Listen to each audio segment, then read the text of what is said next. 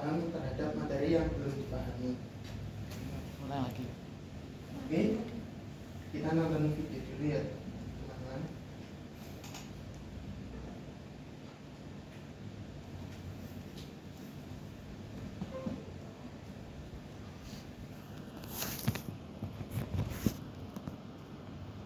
Ada buku.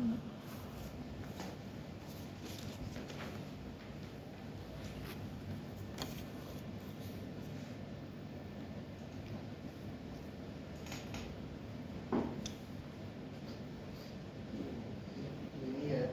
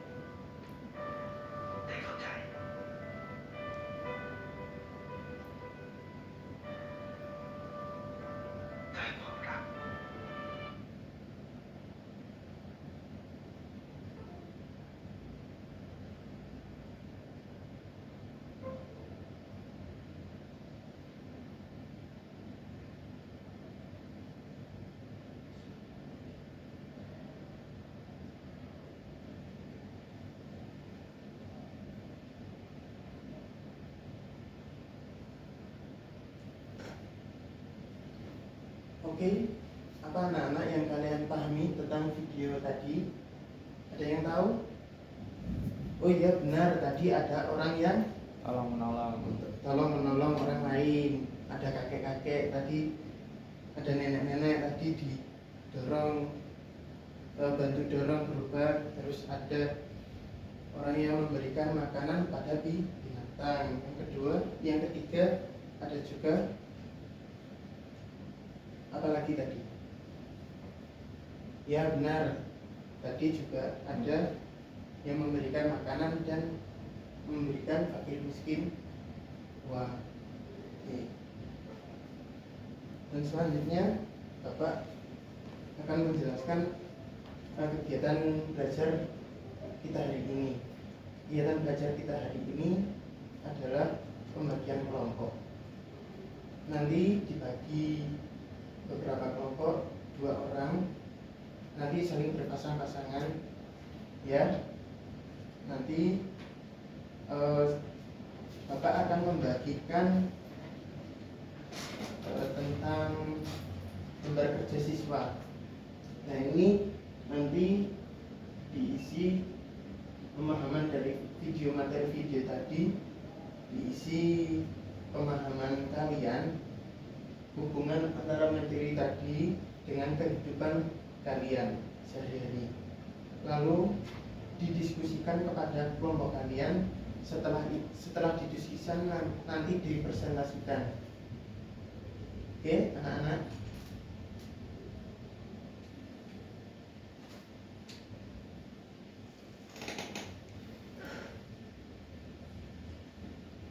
Dan mengaitkan tadi tugasnya harus mengaitkan dengan kehidupan sehari-hari ya anak. Terus saya bagi kelompok, ini sama ini, itu sama itu, ya kamu sama ini. Oke. Saya beri waktu ya untuk itu didiskusikan, nanti kita bergiliran maju ke depan. Oke, anak-anak.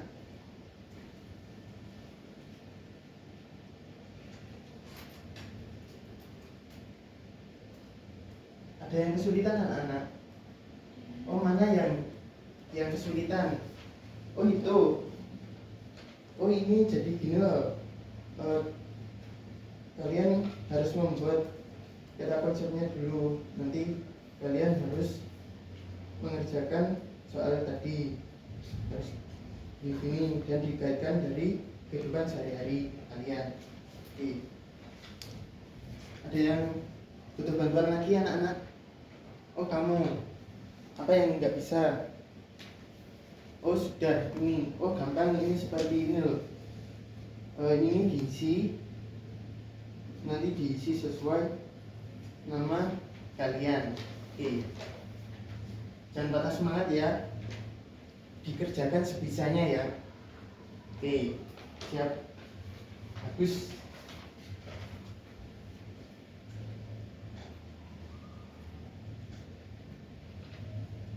Oke, kelompok pertama sudah maju ya. Sekarang lanjut kelompok setelahnya.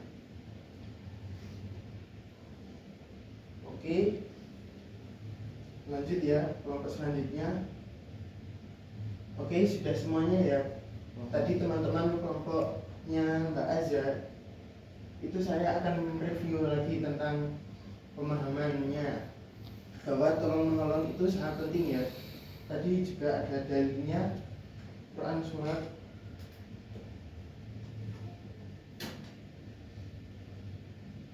Al-Maidah.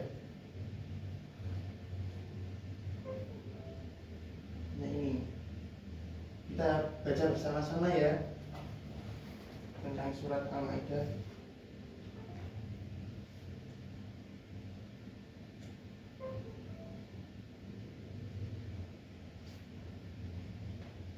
Tadi kelompok pertama menjelaskan juga dalil-dalilnya ya, sangat lengkap sekali, sangat bagus ya.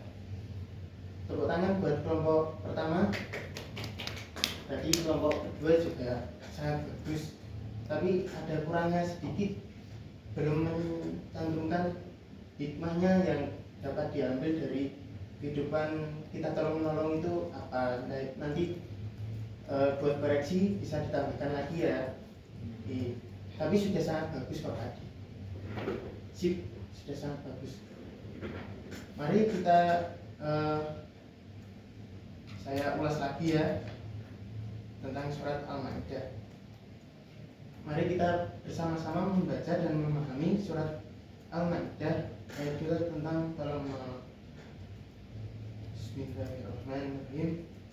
Wa ta'awanu 'alal birri wat taqwa wa ta'awanu 'alal itsmi wal 'udwan wa taquluna masyai'un. Dan tolonglah kamu dalam mengerjakan kebaikan dan takwa, dan janganlah tolong menolong dalam perbuatan dosa dan permusuhan. Jadi Islam itu menganjurkan kita untuk saling tolong menolong antara sesama muslim ataupun juga bisa selain muslim, dan mencegah atau memberi kita kengkang terhadap sesuatu yang berbuat dosa ataupun maksiat. Oke, lanjut. ini juga ada hadis, mohon dipahami ya anak-anak. An Abi Hurairah radhiyallahu anhu anna Nabi sallallahu alaihi wasallam ila akhir, dan siapa yang menginginkan kesulitan, meringankan kesulitan seorang muslim di dunia, maka Allah akan meringankan kesulitan besarnya pada hari kiamat. Jadi inti dari hadis ini adalah jika kita meringankan beban sesama manusia, maka Allah akan meringankan kita beban di dunia dan di akhirat, dan juga kita akan mendapatkan pahala yang berlipat ganda di sisi Allah Subhanahu wa taala.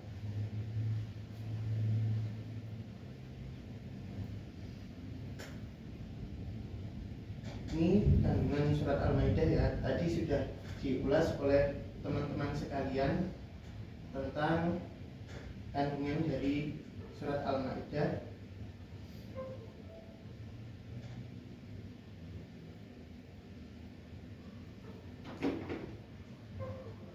Yang mana isi-isinya adalah perintah untuk tolong menolong, larangan tolong menolong dalam perbuatan apa Mas Ibu? Tolong menolong dalam perbuatan apa? Dilarang tolong menolong dalam perbuatan apa? Dosa. Yang selanjutnya perintah untuk bertakwa. Ini untuk hadis ya. Ini untuk ayat Al-Quran. Dan yang kedua untuk hadisnya tolong menolong. Allah akan senantiasa menolong hambanya selama hamba tersebut menolong saudaranya. Yang selanjutnya tadi ini tambahan ya tadi. Hikmah tolong menolong menumbuhkan rasa kasih sayang dan persaudaraan. Jelas, tolong menolong itu dapat menaruh emosi kita kepada orang lain. Contoh, kalau kita meringankan beban orang lain, pasti kita sewaktu-waktu orang itu akan menolong kita jika kita membutuhkan bantuan. Dan yang kedua, membuat hidup lebih ringan dan penuh berkah. Hidup ini menjadi bermakna adanya saling tolong menolong. Dan yang ketiga, meningkatkan solidaritas sosial, yaitu meningkatkan hubungan antara sesama manusia, menjadi hubungan yang baik dan hidup rukun. Dan yang keempat, mendapatkan pahala dari Allah Subhanahu wa taala. Itu jelas ya. Wa may ya'mal mithqala dzarratin khairan yarah wa may ya'mal mithqala dzarratin syarran yarah. Dan siapa yang menanami kebaikan kecil biji zarah pun maka Allah akan membalasnya. Dan barang siapa yang menanam keburukan sekecil biji zarah pun maka Allah akan membalasnya. Dan yang kelima, cerminan akhlak mulia dan iman yang kuat. Jadi tolong menolong itu merupakan cerminan kita dalam hidup, menandakan atau simbol umat Islam bahwa imannya itu yang dimiliki oleh seorang muslim itu sangat kuat. Dan yang selanjutnya, saya berpenegasan akhir ya teman-teman, anak-anak, bahwa tolong menolong itu disebut dengan ta'awun, yang artinya adalah sikap saling membantu dalam kebaikan dan takwa, sebagaimana tadi dijelaskan dalam surat Al-Baqarah ayat 2 yang berbunyi wa ta'awanu 'alal birri wat taqwa wa la ta'awanu 'alal ismi wal 'udwan wa taqullaha innallaha syadidul iqab. Dan Islam mengajarkan muslim peduli terhadap sesamanya, saling tolong menolong dan bekerja sama dalam hal-hal yang membawa manfaat bagi kita, dan menghindari segala bentuk permusuhan, segala bentuk maksiat. Jadi kita harus berusaha agar selalu menerapkan sikap tolong menolong ini dalam kehidupan sehari-hari.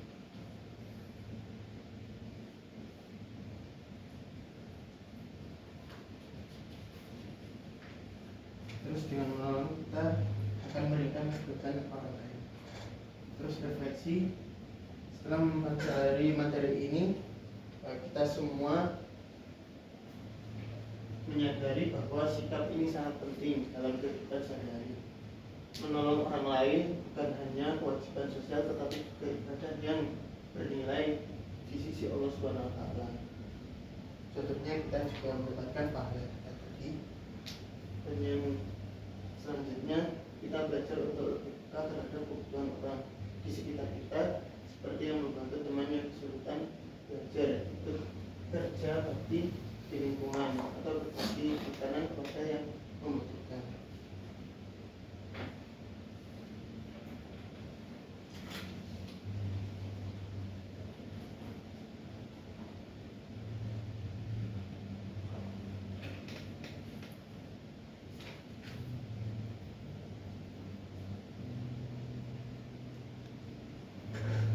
Baik, teman-teman, apakah ada pertanyaan dari materi yang Bapak saya sampaikan tadi?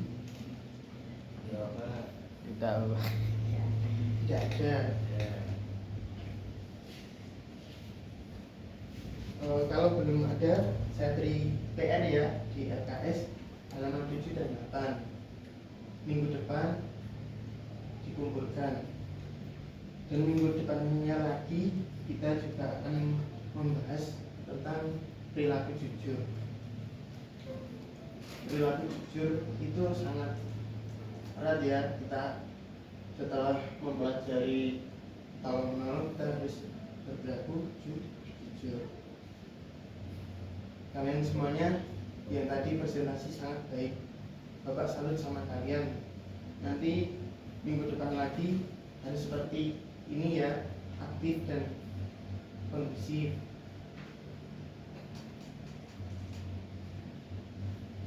Sekian dari Bapak. Kalau ada pertanyaan silakan dipertanyakan. Sekian dari saya, kurang lebihnya bila ada salah kata Bapak mohon maaf sebesar-besarnya. Akhirul kalam, ihdinas siratal mustaqim. Wassalamualaikum warahmatullahi wabarakatuh. Waalaikumsalam warahmatullahi wabarakatuh.